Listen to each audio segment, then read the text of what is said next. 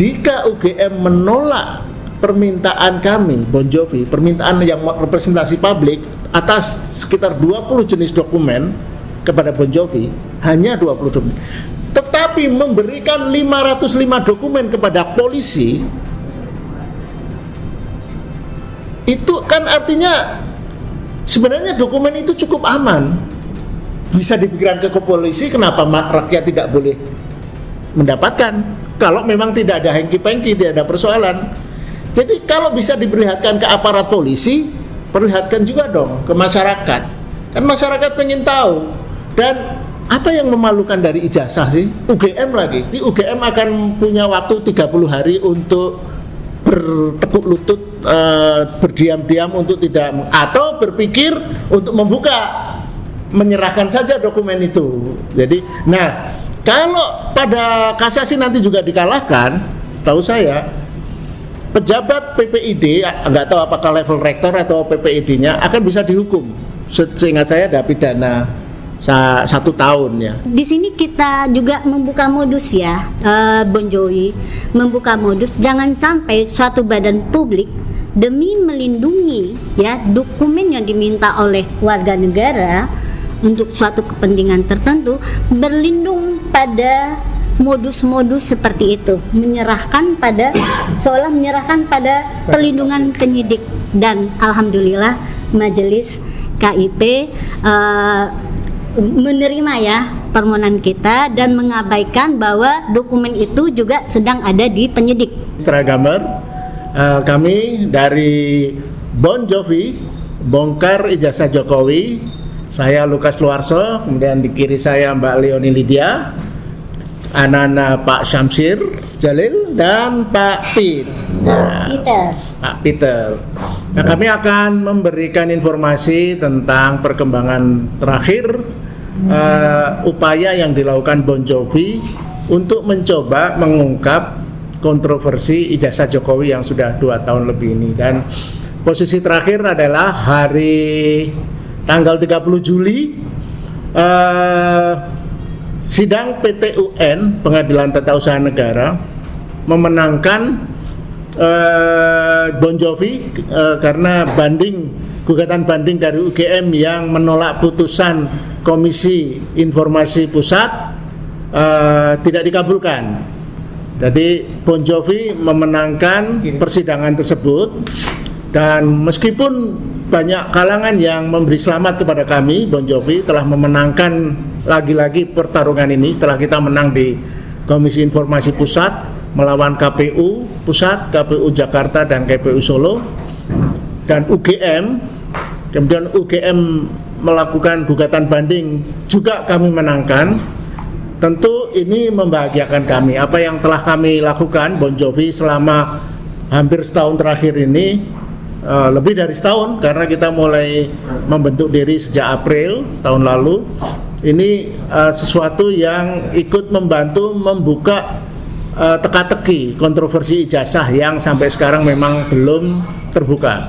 Nah, walaupun tentu kami senang, kami bahagia dengan kemenangan ini, tapi kami sebenarnya di sisi lain juga sedih, khususnya karena ketika KPU menerima putusan KIP dengan suka hati langsung memberikan semua dokumen yang kami minta, kenapa justru UGM yang notabene universitas terkemuka, universitas yang menjadi kiblat dari Center of Excellence, justru menolak putusan KIP itu. Bahkan salah satu poin penolakannya adalah dalam bahasa saya menghina KIP, karena KIP dianggap inkonsisten dalam memahami keterbukaan informasi publik. Nah, dalam konteks itu kami agak sedih sebenarnya harus berhadapan dengan UGM, dan ini belum selesai. Kami khawatir UGM akan melanjutkan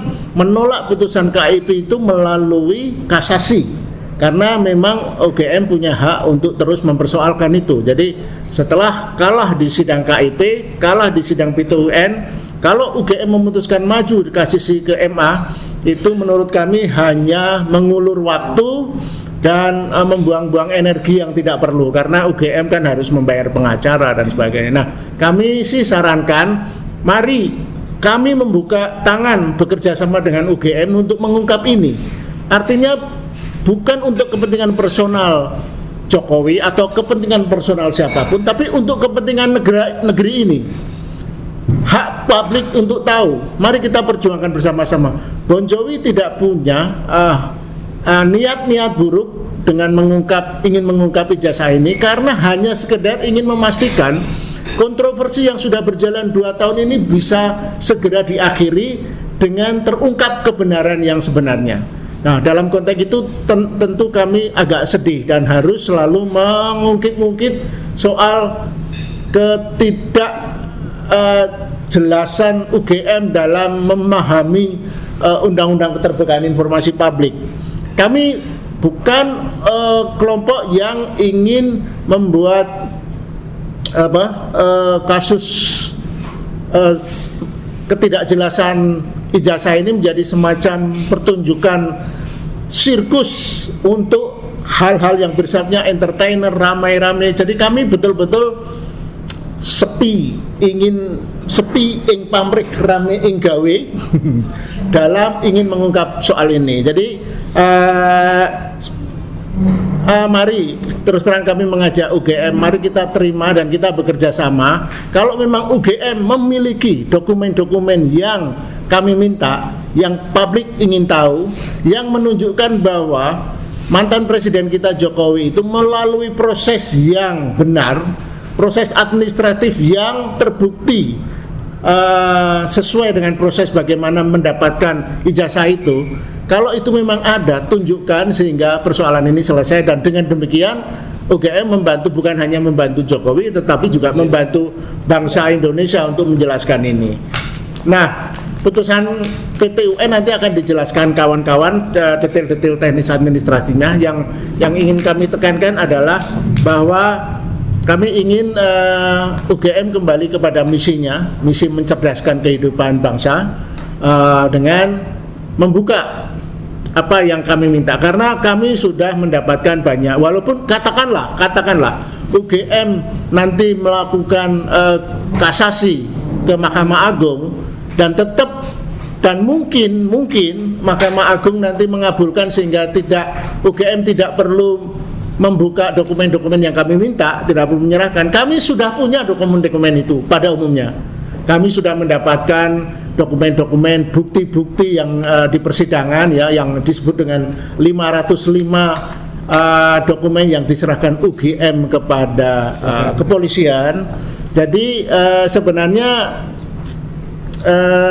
sebagian, ya, bukan semuanya. Jadi sebenarnya tidak perlu ada lagi yang perlu ditutup-tutupi. Jadi itu pengantar saya, dan menurut saya penekanannya kembali ini bukan perseteruan antara Bon Jovi dengan UGM. Kami tidak menganggap UGM sebagai lawan. UGM tetap kami hormati sebagai institusi pendidikan yang kredibel. Kami hanya mengingatkan pada pejabat-pejabat rektorat UGM yang sepertinya memang tidak kooperatif dalam soal isu ini. Tidak betul-betul ingin menjadi lembaga pendidikan yang ingin membuka informasi, tetapi ingin menutupi, terbukti dengan memutuskan melakukan banding pada putusan KI. Nah, saya harapkan mantan Presiden Jokowi betapapun kan sudah diberi mandat oleh rakyat 10 tahun, dibahagiakan oleh rakyat, ya, dari orang yang konon backgroundnya nobody, pinggiran sungai, menjadi presiden 10 tahun dan mungkin sudah berhasil mengakuisisi begitu banyak pengaruh, kekayaan dan segala kenikmatan menjadi penguasa. Tidak selayaknya dibela mati-matian hanya karena beberapa informasi yang terkait dengan persoalan pribadinya tidak bisa dibuka. Dan ingat, kita tidak ingin membuka hal-hal yang pribadi yang memang tidak diatur di Undang-Undang Keterbukaan Informasi. Tapi keputusan KI, Komisi Informasi, sudah sangat jelas bahwa soal ijazah, kemudian dokumen-dokumen yang terkait dalam proses belajar mengajar, pembelajaran menjadi sarjana kalau memang selesai di UGM, itu mesti adalah dokumen milik publik yang bisa diakses oleh publik. Itu putusan KI. Jadi sebaiknya itu dipatuhi, dan itu pembelajaran kita bersama agar tidak terulang lagi di masa depan. Jadi itu pengantar awal dari kami. Kemudian Mbak Leonia. Bang Samsir dulu untuk menyampaikan teknis-teknis soal putusan PT-UN-nya. Monggo. Oke, terima kasih rekan-rekan semua. Ya, seperti yang disampaikan Pak Lukas tadi, tanggal 30 Juli kemarin sudah ada putusan dari Peradilan Tata Usaha Negara atas keberatan yang diajukan oleh Universitas Gadjah Mada. Jadi pada dasarnya seperti yang sudah diputuskan oleh Komisi Informasi Pusat, kalau hampir semua ya, kecuali data pribadi yang nomor induk kependudukan atau pajak, itu yang tidak termasuk yang terbuka. Tapi seperti Undang-Undang Komisi Informasi Publik nomor 14 tahun 2008, itu pasal 17 itu mengisyaratkan kalau dokumen pribadi itu memang tertutup kecuali pejabat publik. Jadi di sini Joko Widodo sudah pernah menjadi pejabat publik sejak dari Wali Kota Surakarta tahun 2010, 2005, 2010 dua periode, kemudian 2012 jadi Gubernur DKI Jakarta, dan 2014 dan 2019 jadi Presiden Republik Indonesia. Jadi dari undang-undang tersebut sudah semestinya dokumen pribadi yang atas nama Joko Widodo itu yang hubungannya dengan ijazah itu harusnya terbuka. Nah, ini dalam prosesnya kita sudah meminta langsung kepada Universitas Gadjah Mada, termasuk informasi Komisi Informasi Pusat, termasuk juga peradilan, semuanya juga sudah menyatakan seperti itu karena undang-undang mengisyaratkan seperti itu. Tapi dari Bon Jovi lewat prinsipal Bu Leoni itu memang untuk Universitas Gadjah Mada ini dokumennya sangat komprehensif ya. Jadi mulai dari Joko Widodo itu memasuki Universitas Gadjah Mada yang konon katanya tahun 1980 sampai 1985, tentunya harus lengkap dari pendaftaran KRS, KHS, ataupun sampai juga dia melakukan KKN, kemudian membuat skripsi. Nah, kalaupun ijazah tentunya itu adalah akhir ya, yang mestinya juga gampang dibuat.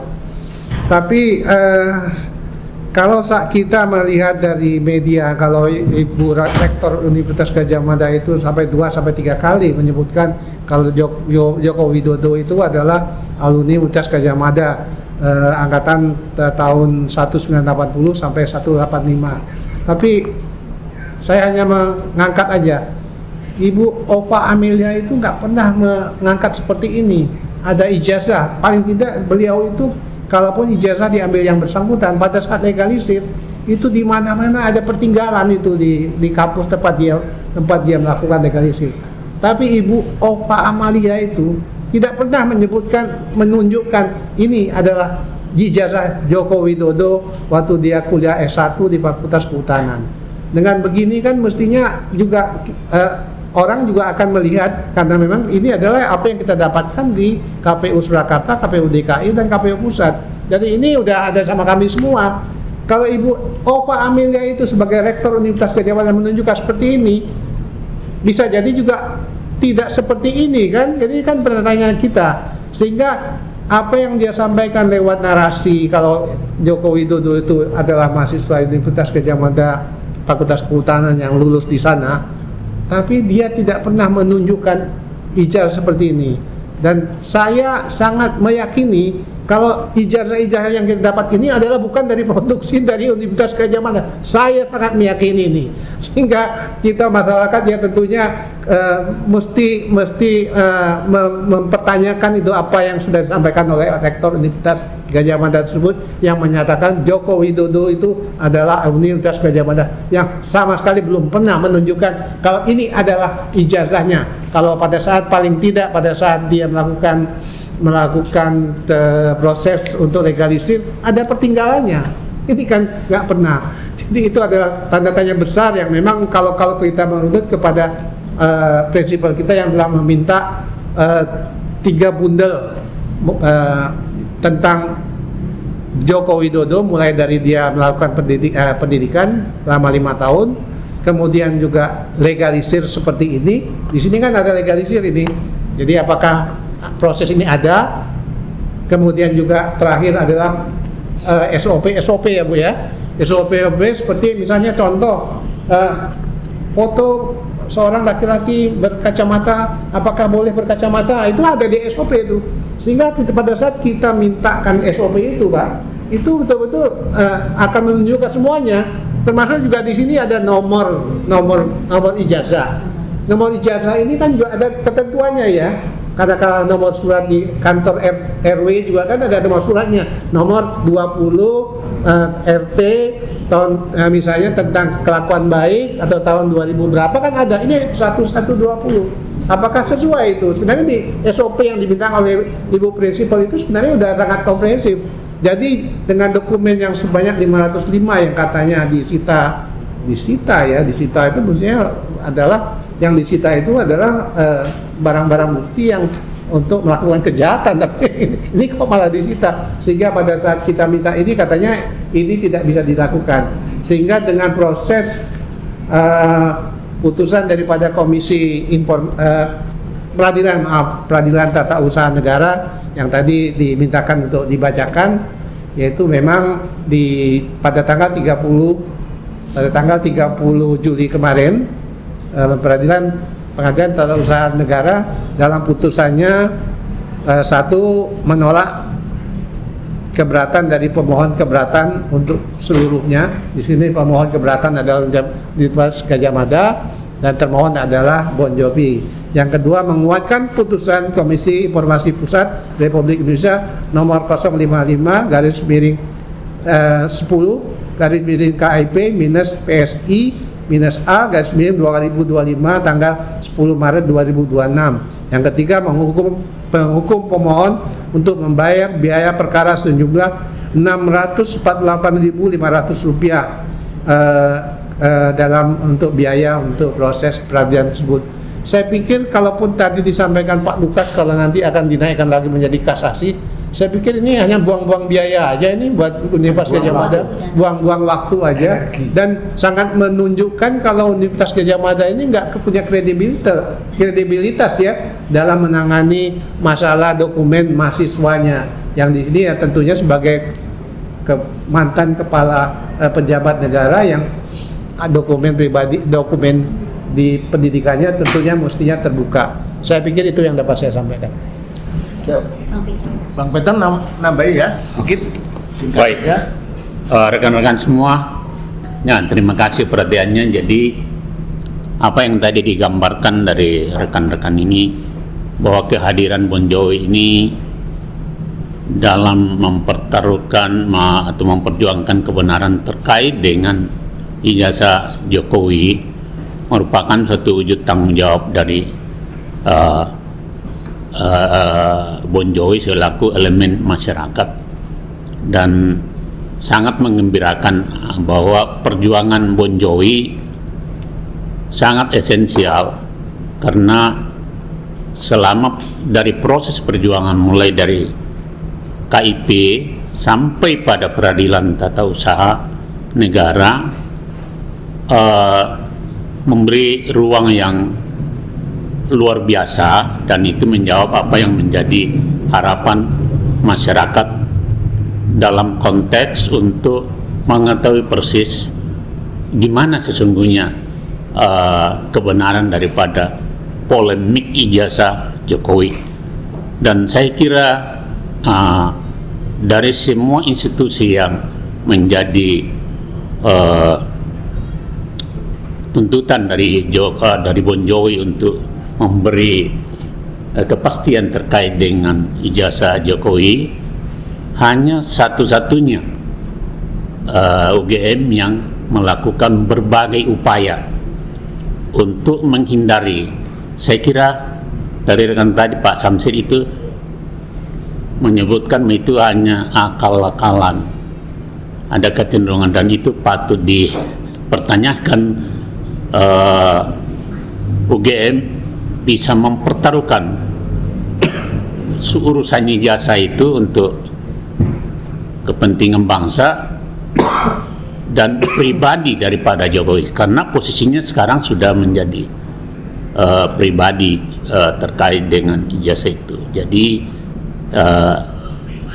sangat tidak relevan bila UGM masih berupaya dengan cara-cara yang menurut kami tidak relevan dipertaruhkan untuk kepentingan Jokowi daripada kepentingan bangsa yang lebih luas ke depan, sehingga bisa mengurangi polemik yang berkembang di masyarakat. Saya kira itu jadi poin penting untuk menjadi catatan bagi kita semua. Terima kasih. Baik, Mbak Leoni ikut menambahkan.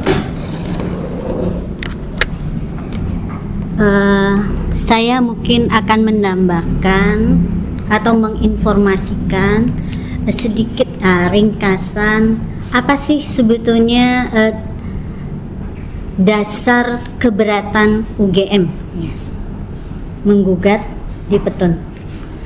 Dari kami baca ada 13 bandingnya juga.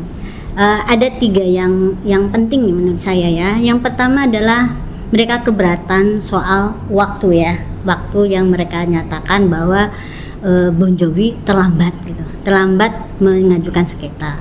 Tapi sebetulnya dengan jauh-jauh kami adalah sebetulnya itu sudah dievaluasi, sudah dipertimbangkan hakim, dan juga sudah dikuatkan juga dengan pendapat ahli gitu ya, bahwa itu bisa gugur, bisa diabaikan, bisa dikesampingkan karena adanya kepentingan yang lebih besar ya, kepentingan masyarakat di sini untuk mendapatkan kejelasan ya tentang status ya dokumen publik dari suatu pejabat yang digunakan itu ya.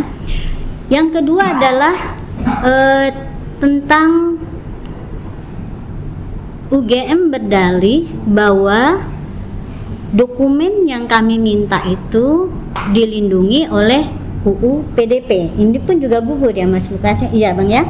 Karena kami meminta dokumen yang terkait dengan ijazah Jokowi yang digunakan di KPU itu ya, dokumen-dokumen yang mestinya ada diterbitkan dalam perjalanan seseorang ketika menempuh studi.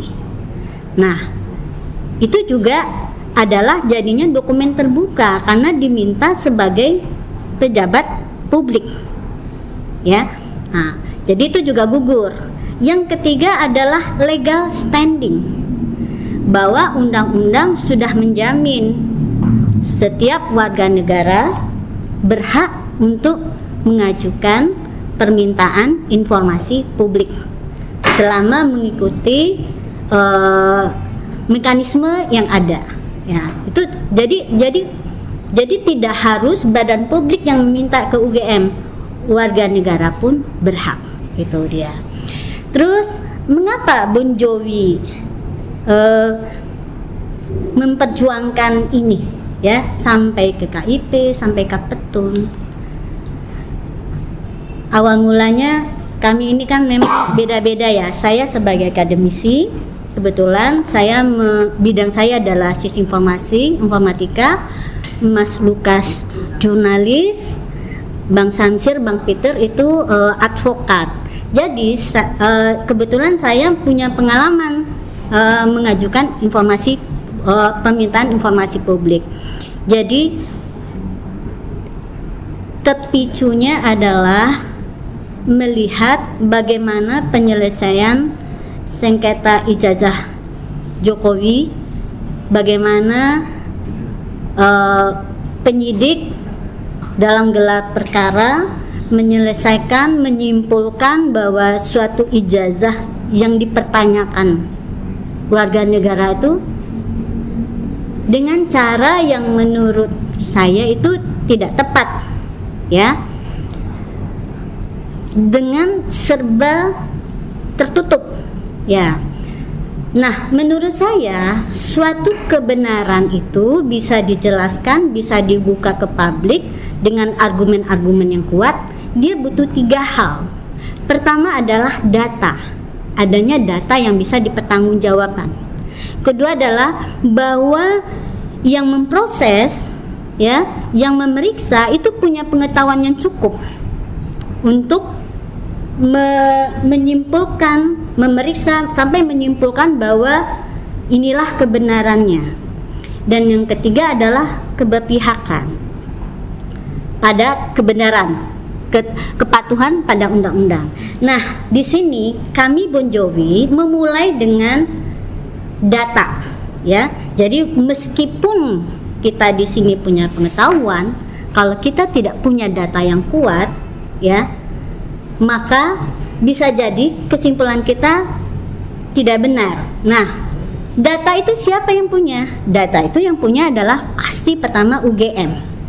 UGM yang punya data bahwa suatu ijazah yang dikeluarkan itu sudah punya dokumen-dokumen pendukung, ya, bahwa proses dijalani dari awal sampai akhir dengan tuntas, tidak berhenti di tengah jalan atau bahkan tidak pernah menjalani proses itu dengan benar. Nah, itu yang kami minta ke UGM. Nah, kalau kami hanya meminta ke UGM itu tidak bisa, karena nanti dianggap sebagai data pribadi. Dalam konteks apa masyarakat meminta seperti itu? Maka kami sandingkan dengan permintaan KPU untuk menunjukkan bahwa dokumen yang diminta itu sudah menjadi dokumen publik karena dia pernah digunakan di 3 KPU untuk 5 jabatan publik, begitu. Cukup? Ya, saya menambahkan lagi dikit ya. Jadi saya coba merangkum lagi, men-summarize pernyataan dari 3 kawan ini dalam apa sih makna ya dari kemenangan Bon Jovi ini. Mungkin bisa saya ringkaskan menjadi 4 atau 5 poin yang saya catat nih. 1. Kemenangan Bon Jovi di Komisi Informasi Pusat lebih dari sekedar kemenangan administratif biasa, ya. Melainkan ini juga secara simbolik adalah pengakuan negara. Jadi Komisi Informasi mewakili negara bahwa melalui mekanisme sengketa informasi berarti ada pengakuan bahwa permintaan data terhadap pejabat publik yang menuai kontroversi itu bisa dilakukan. Jadi ini akan menjadi jurisprudensi ke depan. Jadi ini akan menjadi catatan siapapun yang menjadi pejabat publik dari level presiden sampai camat ibaratnya. Kalau memainkan dokumen-dokumen penting terkait pencalonannya, apakah itu jasa, apakah itu sertifikat apapun, tanah, sertifikat lulus mengetik, sertifikat lulus pendidikan ABC, persamaan yang menjadi syarat. Ya, seperti Gibran itu kan katanya ijazahnya persamaan ya, bahwa untuk pertama kali di negeri ini ya ada seorang kontroversi ijazah presiden yang semula ingin disembunyikan bisa diungkap. Nah, putusan itu yang pertama, makna penting dari kemenangan Bon Jovi ini. Yang kedua, ini catatan juga bahkan untuk institusi selevel UGM. Jika UGM menolak permintaan kami, Bon Jovi, permintaan yang representasi publik atas sekitar 20 jenis dokumen kepada Bon Jovi, hanya 20 dokumen, tetapi memberikan 505 dokumen kepada polisi, itu kan artinya sebenarnya dokumen itu cukup aman, bisa diberikan ke polisi. Kenapa rakyat tidak boleh mendapatkan? Kalau memang tidak ada hengki-pengki, tidak ada persoalan. Jadi kalau bisa diperlihatkan ke aparat polisi, perlihatkan juga dong ke masyarakat. Kan masyarakat pengen tahu. Dan apa yang memalukan dari ijazah sih? UGM lagi. Saya aja yang cuma lulusan Universitas Diponegoro bangga kok. Tidak sehebat UGM ya. Artinya, nah itu. Jadi kalau memang dokumen itu bisa diserahkan ke lembaga publik lain, kenapa tidak masyarakat boleh mendapatkan? Itu catatan makna yang kedua. Yang ketiga, sebenarnya kalau UGM kan berkali-kali dalam persidangan di KIP itu menyatakan asas kehati-hatian. Satu asas yang dikarang-karang oleh UGM, karena tidak ada itu di Undang-Undang Keterbukaan Informasi, tidak ada itu asas kehati-hatian. Yang ada memang asasnya adalah terbuka, tertutup, atau dikecualikan. Cuma itu aja prinsip dokumen. Nah, UGM sebenarnya bisa memiliki jalan tengah ya. Tetap memberikan dokumen yang kami minta, membuka ke publik, tentu dengan mengecualikan data-data pribadi sensitif. Misalnya data tentang kesehatan, tentang info-info yang memang personal seperti Nilai. Ya apapun lah ya. Dalam undang-undang tuh nilai. Nilai boleh kemudian misalnya kekayaan yang tidak dilaporkan LKHN dan sebagainya. Nah, jadi mestinya tidak menolak mentah-mentah gitu minimal ya. Yang diminta oleh Bon Jovi ada 20, kasih kayak 18 atau 19 gitu kan. Jadi ada semacam penghargaan kepada masyarakat yang ingin tahu. Kok kenapa hanya menghormati kepolisi, tidak menghormati masyarakat UGM? Makna yang ketiga itu ya. Jadi menurut kami itu bukan hanya kehati-hatian administratif UGM, melainkan itu resistensi terhadap prinsip keterbukaan. Itu yang kami catat.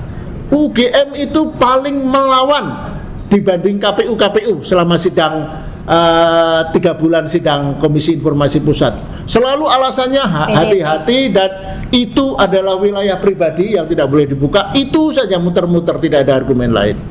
Nah, catatan makna yang keempat ini terkait. Sebenarnya yang dilakukan Bon Jovi kami buka aja, terbuka, rahasia, kita tidak menutup. Kami itu sebenarnya yang kami utamakan itu memenangkan opini publik. Ya, selain tentu memenangkan bahwa dokumen bisa dibuka seperti yang sudah kita menangkan ya. Nah, langkah-langkah UGM yang kemudian melakukan banding ke PT UN itu sebagai jurnalis dan orang yang tahu dunia media, opini publik, itu satu kerugian bagi UGM. UGM dikesankan sebagai merasa panik karena melakukan seolah-olah UGM dengan banding itu merasa kalah dalam sengketa keterbukaan informasi. Bukan begitu cara melihatnya. UGM jadi ikut menang kalau dalam sidang Komisi Informasi ikut membuka informasi. Jadi win-win solution. Bukan sikap seperti yang sekarang ini, defensif gitu. Yang hebat. Nah, saya kira itu ya. Yang terakhir, kemudian kesan publik jadinya, dan itu yang saya agak sedih ya, karena saya respect terhadap UGM. UGM sangat kuat terkesan ikut menghalangi informasi, menghalangi akses publik untuk mengetahui. Karena UGM itu betapapun kan lembaga yang kalau nggak salah semi publik ya, semi negara ya. Sebagian anggaran UGM kan juga didanai dana publik. Jadi bentuk pertanggungjawaban kepada publik, UGM harus terbuka, harus ikut membantu negeri ini ya. Nggak usah memandang Bon Jovi-nya deh, negeri ini untuk membuka itu kontroversi yang lebih dari 2 tahun terkatung-katung ini. Jadi UGM yang membuat kita semua sedih kok berkubu pada kubu kegelapan.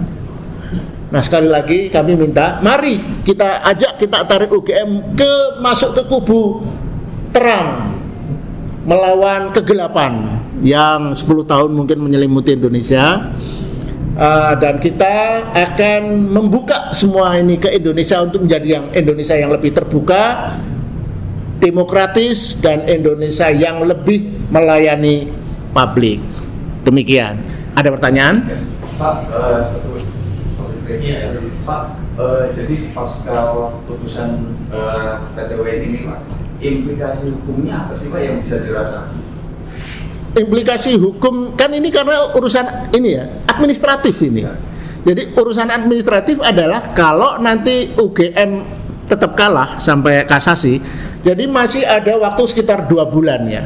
UGM nanti memutuskan kasasi 14 hari dari putusan, jadi 30 Juli berarti sekitar tanggal 15 Agustus harus menyampaikan melakukan kasasi ke Mahkamah Agung. Ya. Setelah itu ada waktu 14 hari kerja untuk menyerahkan dokumen kasasi. Jadi itu sebulan total lebih kurang. Kemudian kasasi yang diterima MA akan dikupas dalam waktu 30 hari. Jadi UGM akan punya waktu 30 hari untuk bertepuk lutut, berdiam-diam untuk tidak, atau berpikir untuk menyerahkan saja dokumen itu. Jadi, nah kalau pada kasasi nanti juga dikalahkan, setahu saya pejabat PPID, nggak tahu apakah level rektor atau PPID-nya akan bisa dihukum. Seingat saya ada pidana 1 tahun ya. Nah itu nanti mungkin Bang Samsir sebagai ahli hukum bisa lebih menjelaskan. Jadi itu. Nah tapi tentu karena sebenarnya kan kita tidak melawan UGM. Kalau terbukti ada sesuatu yang bermasalah dengan ijazah Jokowi, tentu seperti dugaan banyak pihak palsu. Nah, Jokowinya yang akan kena hukum juga karena telah menggunakan dokumen palsu untuk menjalankan di pencalonan untuk dapat jabatan publik. Itu. Ya, saya tambahkan ya dalam arti pertanyaan tadi implikasinya terhadap UGM jika ia masih menaikkan perkara ini lewat kasasi. Saya pikir mestinya kalaupun sudah sampai ke Komisi Informasi Pusat, mestinya sekelas UGM itu tidak melakukan itu ya, karena dia adalah universitas terbuka di Indonesia yang mestinya undang-undang itu mestinya dengan mudah ia pahami, apalagi di sana juga fakultas-fakultasnya juga adalah fakultas-fakultas yang memang diakui keunggulannya. Jadi kalau tadi dipertanyakan implikasi hukumnya, saya pikir tentu pasti ada. Selain implikasi hukum, adalah implikasi sosialnya.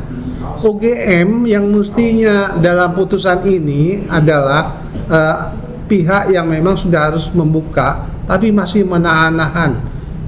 Ketika prinsipal kami minta tidak diberikan, ngajukan ke KIP dimenangkan tidak diberikan, ke Peradilan Tata Usaha Negara sama juga tidak diberikan. Saya pikir ya tentunya implikasi sosial keberadaan UGM ini di masyarakat akan pasti dipertaruhkan. Sekarang pun sebenarnya juga sudah banyak orang lihat, kalaupun ada yang malah sempat anaknya mau masuk UGM pun dipertanyakan, jangan dulu lah nanti ijazahnya palsu nanti seperti itu. Jadi saya pikir cukup ya, berapa kali juga saya katakan waktu di KIP, setelah KIP pun juga gitu, udah cukup UGM, jangan angkat-angkat lagi. Itu betul-betul ibaratnya sudah menelanjangkan UGM sendiri, yang universitas kecil aja tidak melakukan seperti itu, apalagi seperti UGM segini. Jadi saya pikir UGM saya pikir sudah cukup. Kalaupun UGM tetap melakukannya, ya betul-betul UGM sudah betul-betul menelanjangi dia sendiri sehingga dia tidak bisa, tentu ada apa-apanya dari ada masalah yang besar yang dihadapi, tapi juga saya pikir ini bukan UGM. Saya yakin seperti itu. Saya meyakini apa yang ditutupi UGM dari keterbukaan ini adalah bukan dari UGM secara keseluruhan, tapi ada memang hal-hal yang ditutupi oleh ya orang-orang yang punya wewenang di UGM. Saya pikir itu yang bisa saya sampaikan. Terima kasih. Satu lagi mungkin tambahan pertanyaan satu lagi ya, apakah ada implikasi hukum ya jika UGM terus-menerus dalam tanda kutip melawan ya putusan demi putusan KIP, kemudian tadi juga sudah di-spill kalaupun ini lanjut melawan lagi sampai kasasi. Apakah ini tidak ada implikasi hukum dari kepada UGM itu sendiri ya? Oke. Iya. Tentunya kalaupun setelah putusan itu namanya proses hukum pada saat putusan. Tapi setelah itu ada upaya-upaya, itu namanya upaya-upaya hukum kalau sampai kasasi, itu Pak ya. Jadi memang ini adalah bagian dari proses dan upaya hukum yang dilakukan sesuai dengan undang-undang. Cuman kalau ada hal yang sepele aja yang udah diatur oleh undang-undang, terus diangkat-angkat terus, yang sesuatu yang kita katakanlah seperti putusan kemarin tanggal 30, kita pada saat pelengkapan dokumen walaupun di situ tidak melakukan sidang ya, itu kita juga sudah meyakini kalau apa yang di keberatan UGM itu ya akan ditolak seperti putusan ini. Saya pikir itu. Mungkin dikit ya Pak. Konsekuensinya. Ya, sebagai implikasi hukum tentunya ini kan sudah berproses hukum. Ketika itu sudah nanti misalnya dia melakukan upaya hukum, selama itu proses itu dimungkinkan secara undang-undang, tentunya setelah nanti memiliki kekuatan hukum tetap, misalnya dia putusan terakhir, itu pasti ada implikasi hukumnya, baik dari sisi administrasi maupun dari sisi pidana tentunya. Itu implikasinya. Tetapi juga yang paling mendasar itu juga seperti sampai ke Pak Samsir itu, ini soal trust terhadap itu, resiko yang tidak bisa itu sanksi moral di situ terhadap UGM sebagai perguruan tinggi yang dipandang sangat terhormat di Republik ini, itu bisa berdampak. Tetapi itu yang barangkali kurang diperhitungkan oleh pejabat yang berwenang saat ini. Itu yang tentunya secara personal nanti juga ada dampaknya terhadap pejabat UGM saat ini, bila nanti sudah ada putusan yang berkekuatan hukum tetap dengan segala upaya hukum yang dilakukan. Saya kira itu tambahnya. Terima kasih. Saya mau nyampaikan satu sedikit hal ya. Ada yang menarik ya. Ketika UGM menyatakan beberapa dokumen yang kami minta, malah itu dokumen-dokumen yang pentingnya, itu sudah diserahkan ke Polda untuk urusan penyidikan. Kami rada-rada bingung dan apa memang bisa kita meminta. Tapi saya dengan pengalaman sebagai orang sisi informasi, saya teringat bahwa yang kami minta itu adalah salinan. Nah, masa sih segelas UGM tidak menyimpan dulu salinan digitalnya? Dari sana saya sampaikan kepada komisioner KIP saat itu majelis, yang kami minta adalah bukan dokumen langsung asli, tapi adalah salinan. Mudah-mudahan UGM punya salinan, dan di persidangan terbuka UGM mengakui punya salinan. Dan di sini kita juga membuka modus ya, Bon Jovi, membuka modus jangan sampai suatu badan publik demi melindungi ya dokumen yang diminta oleh warga negara untuk suatu kepentingan tertentu berlindung pada modus-modus seperti itu, seolah menyerahkan pada perlindungan penyidik. Dan alhamdulillah majelis KIP menerima ya permohonan kita dan mengabaikan bahwa dokumen itu juga sedang ada di penyidik. Kenapa? Karena salinannya ada. Demikian, terima kasih. Ya, sebagai penutup ya, saya ada catatan waktu persidangan dulu, perdebatan di Komisi Informasi ya, persidang. UGM itu pada akhirnya berdalih begini, bahwa kami hanya akan memberikan dokumen-dokumen jika diminta oleh badan publik. Jadi itu sudah ditegaskan. Nah, badan publik itu seperti polisi, kementerian. Dan tidak menganggap kita punya legal standing. Dan Bon Jovi dianggap tidak punya legal standing karena bukan badan publik. Nah, itu kan betul-betul satu ignoramus ya, betul-betul ignorant, kebodohan dalam memahami esensi undang-undang keterbukaan informasi publik, bukan undang-undang keterbukaan informasi badan publik. Nah, tapi gini ya, ini saya anggap kelemahan kognitif aja dari pejabat UGM yang sekarang. Kita tetap berharap UGM sebagai institusi yang sudah begitu tua, sebagai universitas salah satu yang tertua, kalaupun nanti worst come to worst, ketahuan semua ini segala dugaan kepalsuan ini, ya paling pejabat-pejabat di UGM akan dianggap ikut terlibat dalam kejahatan kepalsuan. Ya, kita tunggu saja. Semoga dalam waktu paling lama 3-6 bulan semuanya ini akan terungkap. Terima kasih untuk kawan-kawan media, YouTuber, netizen. Itu kan terakhir kemarin masih ada satu sidang lagi ya di Komisi Informasi Publik Ya.